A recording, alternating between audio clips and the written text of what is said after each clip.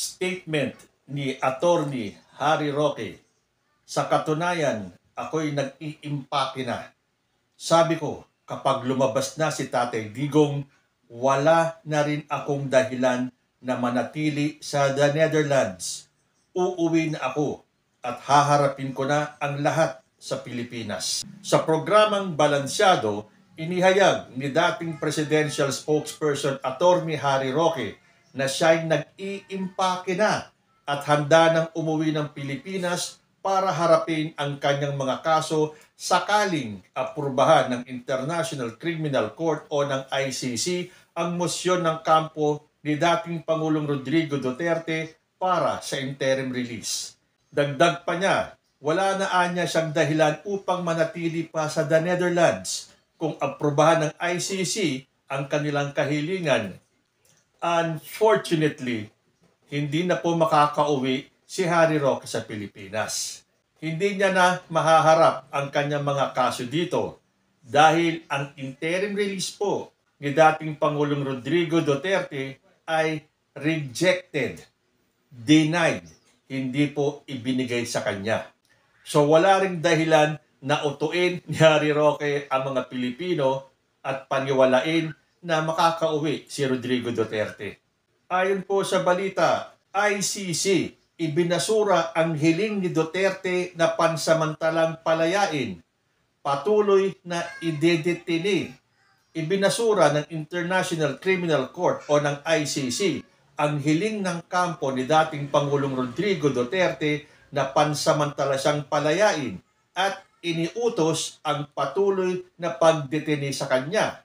Ayon sa dokumento ng korte na may petsang Oktubre Agis, sinabi ng ICC Pre-Trial Chamber 1 na nakikita nilang patuloy na may panganib na tumakas si Duterte. Kaya kailangan ang kanyang pagkakakulong para masigurong present siya sa mga pre-trial proceedings at posibleng paglilitis.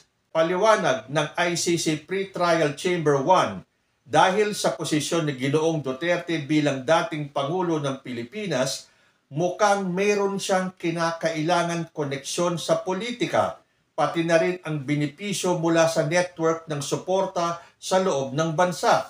Kasama na ang kanyang anak na kasalukuyang Vice Presidente ng Pilipinas na maaaring tumulong sa kanyang pagtakas.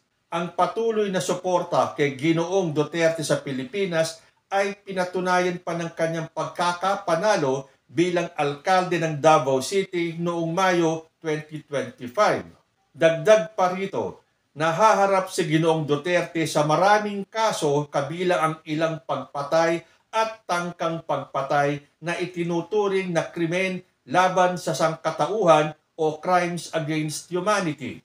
At maaari siyang makatanggap ng mahabang sentensya kung makumpirma ang lahat o bahagi ng mga kaso at mapatunayan siyang nagkasala sa paglilitis. Ang desisyon ay nilagdaan ni na Presiding Judge Julia Antoanela Motok, Judge Rain Adelaide Sophie Alapine Ganso at Judge Maria del Socorro Flores Liera.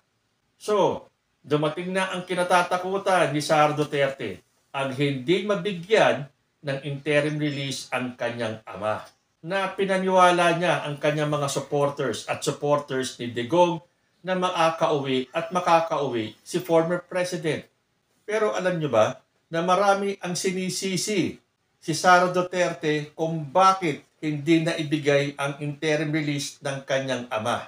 So kanya-kanya po ng reaksyon ang ating mga netizens. May mga nagpahayag ng kanilang mga rason kung bakit hindi nabigyan ng interim release si Digong.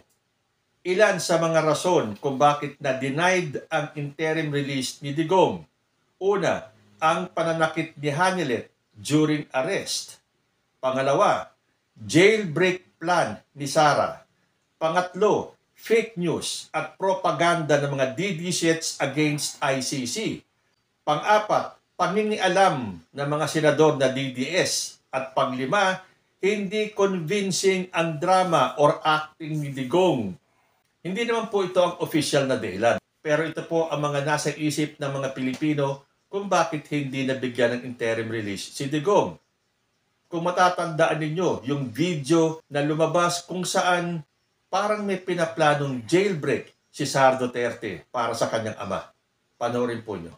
Oh, lalabas na yan si PRD. Ano na yan natin, i-jailbreak na yan natin lahat. Yung ilan bumoto kay PRD, 16 million. Yung 16 million na yan, punta tayo doon sa ICC Detention Center. No? Oh, akala siguro ni Sara Duterte hindi makakaapekto yung kanyang mga pinagsasabi tungkol sa ICC. Dito sa sinabi niya na yung 16 million daw na bumoto kay Rodrigo Duterte ay magpunta lahat sa dahig para namang kayang pamasahihan nitong si Sara Duterte yung 16 million na bumoto kay Digong. At i-jailbreak daw nila si Tatay Diggs nila. So, ang ibig sabihin nito, maaari nga na maging flight risk itong si Digong. Dahil kung sinasabi nilang sa tanda ba naman ni Rodrigo Duterte, kaya pa ba naman niyang magtago or pumunta sa ibang bansa or maging flight risk? Ang tinignan ng ICC yung posibilidad na po pwede. Dahil sa mga sinasabi ng kanyang anak na si Sara Duterte, jailbreak. So ano ibig sabihin nun? Susugurin nila ang ICC at sa pilitang ilalabas si Rodrigo Duterte. Kung yun ay isa sa mga balak ni Sara, ano pa pag binigyan siya ng interim release? Di po pwede, may posibilidad na si Sara mismo ang magtatago sa kanyang ama. Dalhin niya sa isang bansa na tatanggap kay Rodrigo Duterte at magtago. Yung unang sinabing pananakit ni Hanilet during the arrest, ang intindi ko naman dito, kung nagawa ni Hanilet na magkaroon ng pananakit during the arrest of Digong, po pwedeng gawin ng mga supporters yan ni Rodrigo Duterte. Lalo na kung papayagan siya mabigyan ng interim release. At dito pa, patutuloyin tulad ng gustong mangyari ng mga Duterte senators. Hindi ba nag-file pa sila ng resolution na bigyan daw ng house arrest si Digong dito sa Pilipinas? Na kahit na alam natin na imposibleng mangyari dahil hindi na po tayo miyembro ng ICC. Ang pwede lang pong kumupkup kay Digong ay yung mga member states ng ICC na hindi na tayo miyembro. Pero itong mga DDS senators, pinagpipilitan na bigyan ng house arrest si Rodrigo Duterte sa Pilipinas. So isa yan, marahil sa mga dahilan kung bakit lalong nangamba ang ICC na baka maging flight risk nga naman itong si Rodrigo Duterte at naging mitya pa ng gulo sa Pilipinas. Dahil itong mga DDS senators ay wala na sa wisyo kahit na alam nila na hindi po pwedeng dito dalhin o bigyan ng house arrest si Digong dahil hindi na tayo member state ng ICC, pero dahil sa kanilang pagiging panatiko kay Rodrigo Duterte ay gusto nila o ipipilit nila na mabigyan ng house arrest si Digong dito sa Pilipinas. Hindi ba sabi nga rin ni Sara Duterte, mas gusto niyang sa Davao City iuwi si Rodrigo Duterte. Kung sa Davao City niyo dadalhin yan, mas posibleng magkaroon ng gulo na ayaw mangyari ng ICC. Yung mga fake news at propaganda ng mga DDS laban sa ICC, yung pinapakalat ng mga DDS ni Sara Duterte, ni Pulong Duterte, na kinidnap yung kanyang ama. So sino ang lumalabas na kidnapper? Di yung ICC. Dahil ang ICC ang naglabas ng utos o naglabas ng warrant of arrest kay Duterte. Tapos yung pang mga pinagsasasabi nitong si Attorney Kaufman na wala na daw sa wisyo si Digong, na hindi na makilala yung mga miyembro ng kanyang pamilya, that Duterte is unfit to face trial. Tapos maririnig ng ICC sa dating asawa ni Digong that he is well, na okay ang pakiramdam niya, okay ang kanyang health.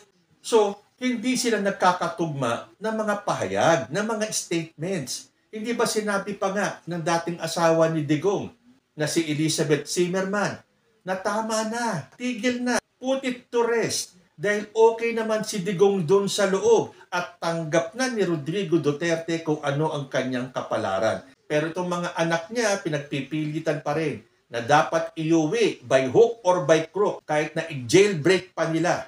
Kasama yung 16 million na akala mo naman yung 16 million noon 16 million pa rin ngayon. At ang panghuli, hindi convincing ang drama or acting ni Digong. Magmula nung pinakita ni Digong yung kanyang galing sa pag-acting, na bago siya nahuli at pinadala sa ICC, ang lakas pa niyang sumigaw at banatan si President Bongbong Marcos, binatikos din niya yung ICC, tapos 1 or 2 days after that, pagdating sa ICC, ano ang drama ni Digong? I am Rodrigo Roa Duterte. O, di ba? Ano akala nyo sa ICC? Hindi nakita yung video nyo nung kayo ay nagrally sa Hong Kong? Tapos biglang-bigla, pagdating mo sa ICC, parang isang bulati na lang ang pipirma. Na yun ang ginawang batayan ni Kaufman para humingi ng interim release, yung katandaan at yung hindi na kaya ni Duterte na humarap sa trial. Tapos sasabihin ng dating asawa at nung kanyang apo na okay lang si Duterte sa loob.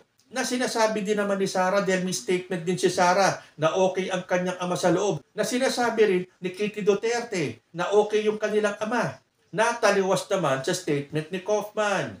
So paano maniniwala ang ICC sa inyong mga pakulo, sa inyong mga drama? Statement naman ng abogado ni Digong na si Attorney Nicholas Kaufman. Attorney Nicholas Kaufman, Duterte's lead defense counsel, revealed that the appeal was filed a week ago following the ICC pretrial chamber's September 23 ruling denying temporary release. Kaufman criticized the decision, calling it unjustified given Duterte's physical and mental health. Pero nakita nga ng ICC yan eh. Iba ang sinasabi ni Kaufman, iba ang sinasabi ng pamilya. The ICC previously denied Duterte's release, citing a high risk that he would resume committing crimes if freed. In its ruling, the pretrial chamber referenced Duterte's public statements, including a vow to double the killings if re-elected as mayor of Davao City in 2024. Ito po sinabi niya nung siya ay nangangampanya sa pagka-mayor ng Davao. Sabi niya, "The moment I return as mayor of Davao, I will just double the drug war kills." O nakita nyo nga, yun na nga ang kaso niya sa ICC, yung EJK. Tapos, sa kampanya mo, sasabihin mo na kapag bumalik ka bilang mayor ng Davao, dodoblihin mo ang pagpatay? So mukhang isa ito sa malaking dahilan kung bakit hindi siya nabigyan ng interim release. Na malaki ang tsansa na kapag pinakawalan nila si Duterte, he would resume committing crimes. Biglang na-erase lahat ng una kong binasa kung bakit hindi mabibigyan ng interim release si Digong. Ito po ang pinakamabigat para sa akin na dahilan kung bakit hindi nabigyan ng interim release si Duterte. Ikaw ba naman ang mangako? Ikaw ba naman ang gawin mong campaign promise na kapag ikaw ay nahalal muli na mayor ng Davao ay dodoblihin mo ang pagpatay? Wrong move. Wrong statement. So, confirmed, official, denied po ang interim release ni former President Rodrigo Duterte. So, hindi na uuwi si Harry Roque dahil patuloy na siyang magtatago sa the Netherlands. Ang galing ding gumawa ng statement ni Roque, no? Nag-iimpake na daw siya dahil wala nang rason para manatili siya sa Netherlands dahil pauuwi na daw si former President Rodrigo Duterte. Yun pala, alam niya na rejected at denied ang interim release ni Digong.